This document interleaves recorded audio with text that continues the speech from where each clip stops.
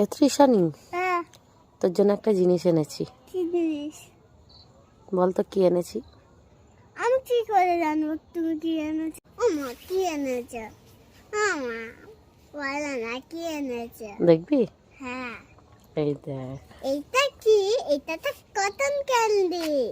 এটা রঙের রঙের কেন? এবার একটু খেয়ে দেখি তো। কটন ক্যান্ডি কত রকমের কালার, গোলাপি, হলুদ, নীল। কি একটু খেয়ে দেখি।